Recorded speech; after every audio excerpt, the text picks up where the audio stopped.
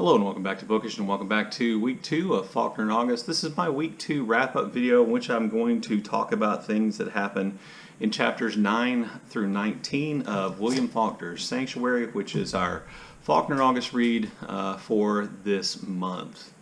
We have a lively Voxer discussion group with ongoing debates and questions being raised. It's just really been excellent and it's really helped me to kind of look at this novel perhaps a little bit differently. So this is my second time to read Sanctuary. The first time I read it, what I focused on I think is what you are intended to focus on with the novel, and that is just, strictly speaking, the sensationalism of the story that Faulkner is telling, and the sensational aspects of that story are going to come front and center here in the chapters I'm going to talk about today. And has been suggested on our Voxer group and by several people who are reading along with us that this book is, perhaps not very good, that it's trash. And I won't argue with that. I will admit that when this book was chosen to be our Faulkner in August book, I was a little bit worried, a little bit leery about it, because I didn't think it was necessarily a great example of Faulkner's work. And I will tell you, whether you've never read the book or you're reading along with us or part of our Faulkner in August group, this is an unusual William Faulkner book. I pointed out that he claimed that he wrote it strictly for money. He called it his pot boiler, and from that point of view, it paid off. It made him money. It got him jobs in Hollywood.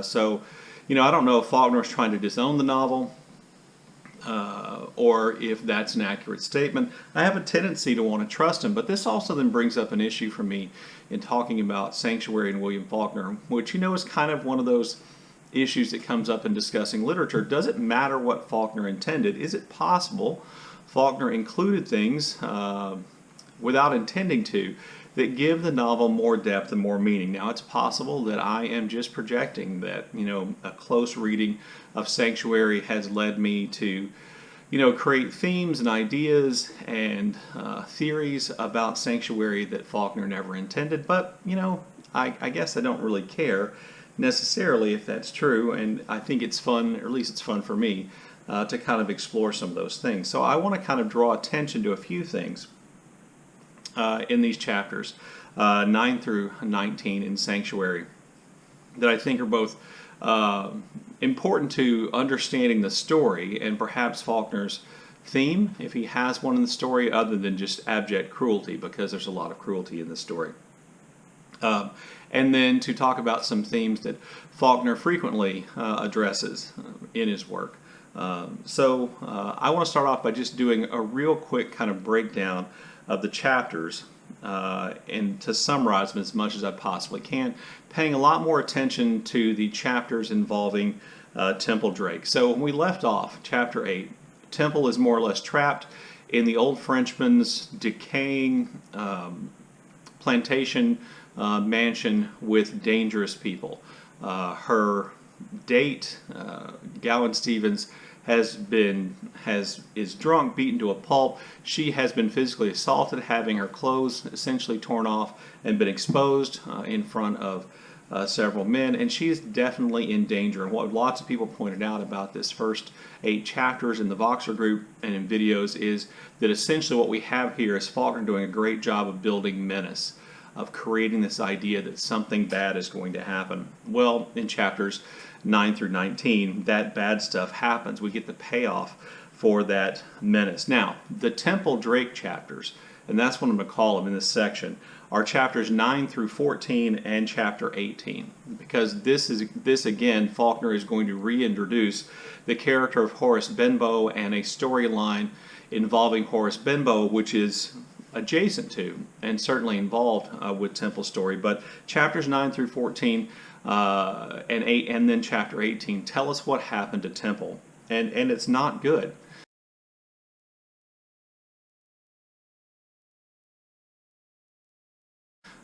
Temple is woken up in the morning after this night in which she's been exposed, and her date, Gowan, has been beaten up and she has been threatened with rape. Temple is woken up by Ruby, the common-law wife of the bootlegger Lee Goodwin, and Ruby is going to try to get Temple out of the house.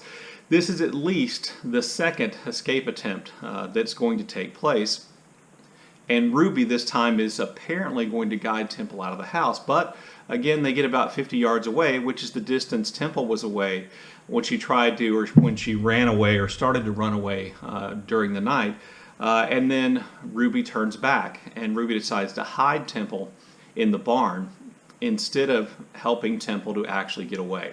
This, I think, is curious, and there's a couple of weeks from now, I want to make a suggestion of a theory I have about this book, or a theory I probably created out of thin air about this book and what Faulkner's up.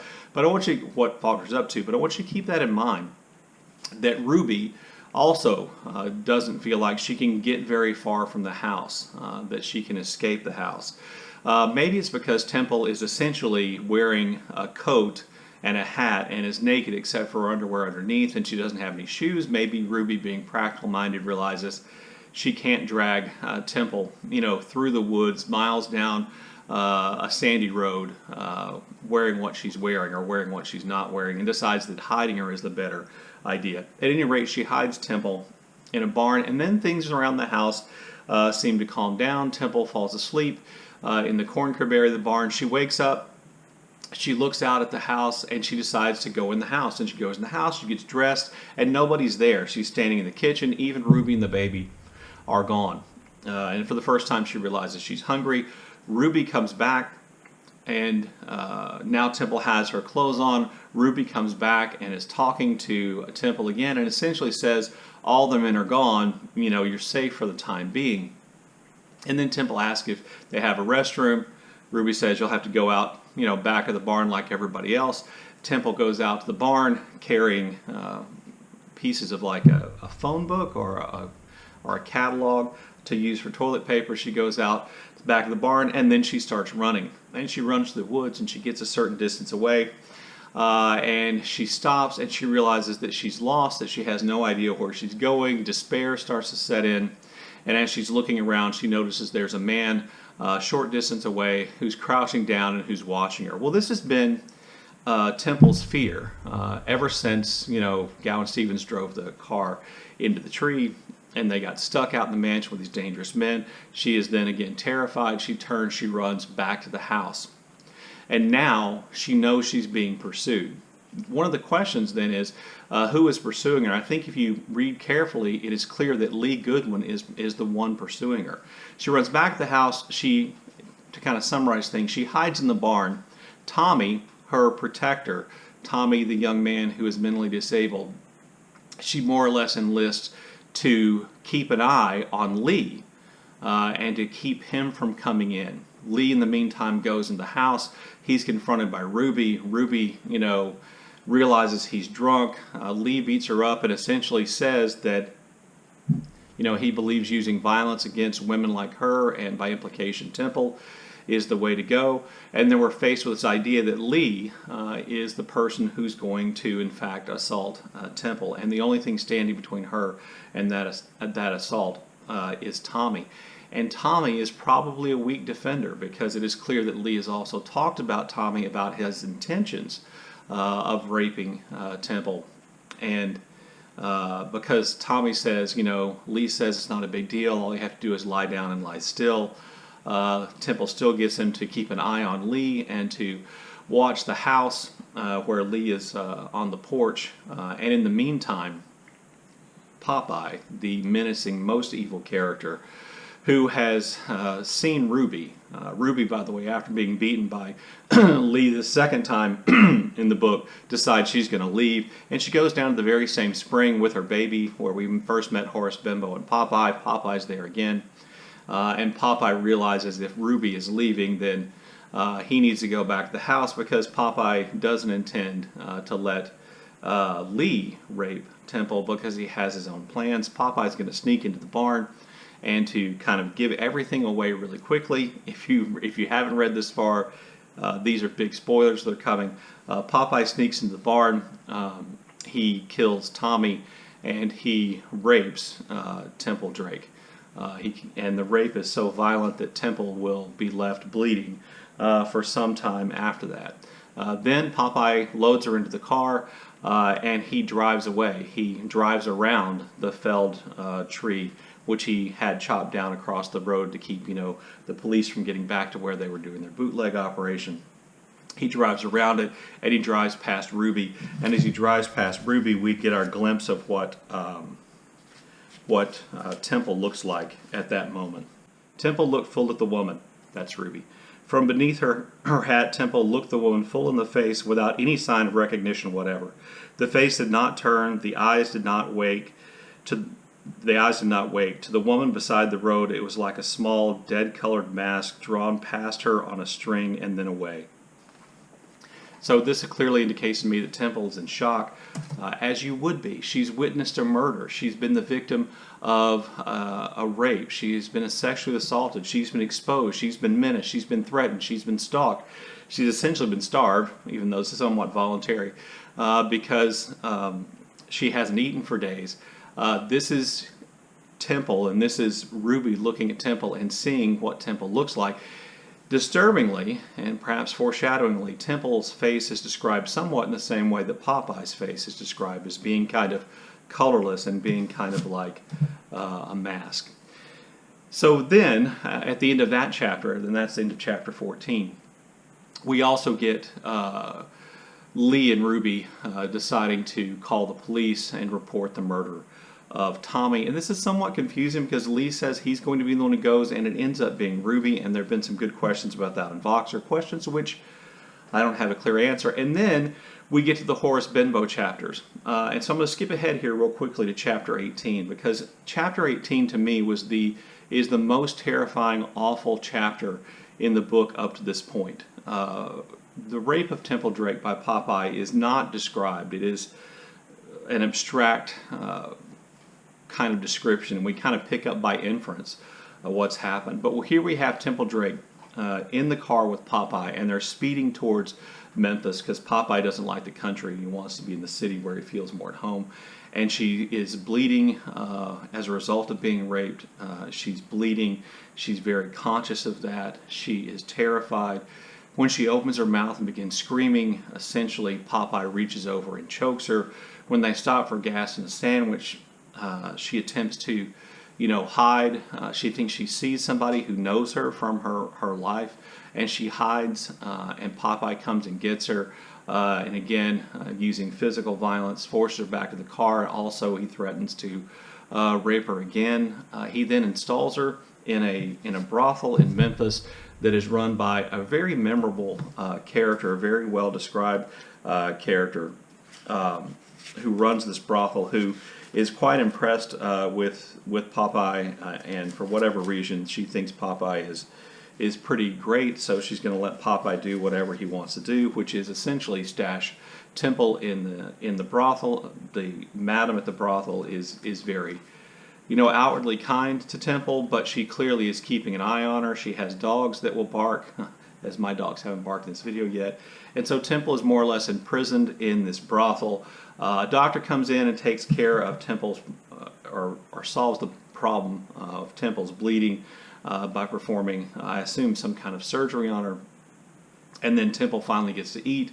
And in the last part of chapter 18, we see Popeye come in to where Temple is, and he molests her again at that point. Exactly what he does is not, again, clear, but he clearly sexually molests her again at that point.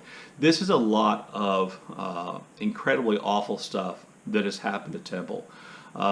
And if you think about that these are really kind of the sensationalist aspects of the novel up to this point, if you've kind of been picking up on all these things. But it is just one act of cruelty after another at Temple. Now, Temple is a fictional character, and she gets to behave like a fictional character, but I would think that any real person in a similar situation would be in a state of shock, would not know how to behave, might be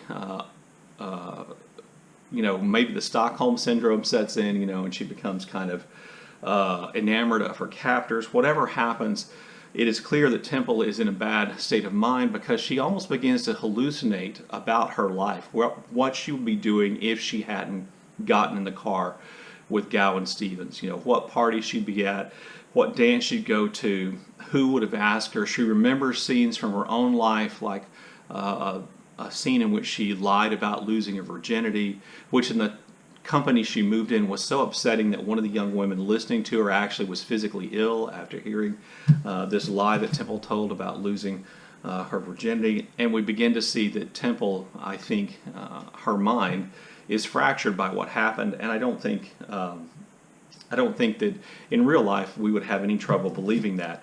I want to make that case because, obviously we're not done with Temple's story, and we'll learn more about her as we go along. Then there's the Horace Benbow chapters, and so that would be all the other chapters, 15, 16, 17, and 19. Horace Benbow is going to emerge kind of as our hero in this story. The small town country lawyer who is going to defy convention, in some ways defy his own family, and defend Lee Goodwin against the murder charge, because what we find out in Horace Benbow's chapters is that Lee Goodwin has been arrested for the murder of Tommy, and Horace Benbow has decided to take his case. And as a part of that, Benbow kind of gains custody of Ruby and her child. And we see Benbow interacting with Lee Goodwin, who has a surprising belief in the criminal justice system in the United States of America. He doesn't believe that the prosecution can possibly prove that he murdered Tommy, because, well, he didn't. And he is convinced that they might get him on other charges, but they can't prove that he murdered Popeye. He can't prove that he murdered Tommy, so he'll get off. Horace is a little bit more skeptical, and he wants, more evidence, and so he is constantly questioning Ruby. Horace has left his wife and his stepdaughter, and has moved away from them, and is now living in town in the old family home, which had been shut up. And initially, he's going to install Ruby in that home until his sister more or less convinces him that would look terrible, that it would look like he was sleeping with Ruby. And in fact, Ruby is, I think, worried that that's how he will expect her to pay for his services in terms of defending Lee. This is where I think that we get back to what Faulkner writes about all the time, because there's a lot of social class stuff happening here in the Horace Benbow chapters. Benbow emerges as, kind of not a particularly successful lawyer, but clearly an educated man, and in Southern society at the time, that would put him, near the top of Southern society. Certainly his sister Narcissa believes that they have a family reputation to uphold as being connected to the Sartoris family of Yoknapatawpha County fame. And so he is a member of that social class, and as such, we get to see the other social classes, I think, and his own, through Benbow's eyes. Benbow is going to kind of stand up for the traditional Southern ideas about justice, about the way in which people should behave. Benbow has decided he's going to do everything he can to defend Lee, even though nobody really wants him to, and nobody cares, even though his own client doesn't seem to feel like he even needs defending. He's going to, risk family reputation, perhaps, by hanging around with Ruby and her child, and cause people to talk. He frequently goes to his sister's house, who lives in town, essentially, so she can yell at him and tell him he's screwing everything up. And interestingly, in meeting with his sister, she essentially accuses him of acting like an N-word. Narcissa Benbow's use of the N-word here is really, I think, an important indication of Faulkner, again, kind of dealing with social class and issues of social class in the South. If you read Faulkner's novels carefully, he's not always consistent, but generally speaking, the characters that Faulkner respects the most do not use the N-word. You don't hear, or have at this point, seen Horace Benbow use that word, but his sister, who's really worried about maintaining the family's social class level, uses that word, indicating, I think, that even though she appears to be from the upper class, she actually has the attitudes of someone from a much different social class. And the contrast between Horace's sister's behavior and Ruby's behavior, I think, makes an argument for the nobility of people from lower social classes. And I think there's a lot of class commentary involved in what Faulkner is doing here with the relationship between those two people. It's also Horace Benbow who realizes that Temple Drake has not returned home, that she hasn't gone back to college. Comes across this knowledge somewhat, or he worries about where Temple Drake is. He begins to kind of question Ruby to make sure that Temple was okay, you know, that she hadn't been harmed. This becomes kind of important to Horace, and he gets almost frantic about protecting the virtue of Temple Drake in the, you know, old Southern chivalric tradition. And so he goes searching for Temple Drake when he realizes that nobody really knows where she is. He goes to Oxford to see if she's in college. He finds out she's not there. He runs into, in chapter 19, he runs into a Senator Snopes who knows Temple's dad, and the story comes out through this, I think, interaction with the senator that Temple really hasn't come home. She's been sent off somewhere by her father, which may or may not be a covering lie. But Horace Benbow is looking now. He is the one searching for Temple Drake. Whether he's searching for because she's important to his case or out of the sense of duty, it's Horace who is outraged by Gowan's abandonment of Temple Drake.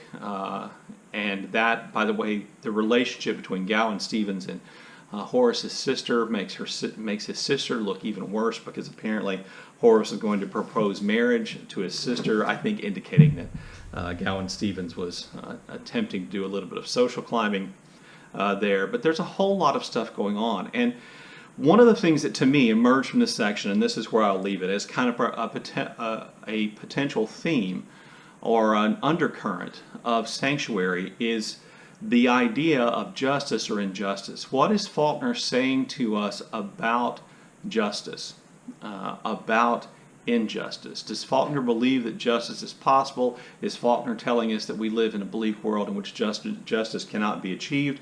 These are questions I think that will be answered moving forward in somewhat surprising ways in the book.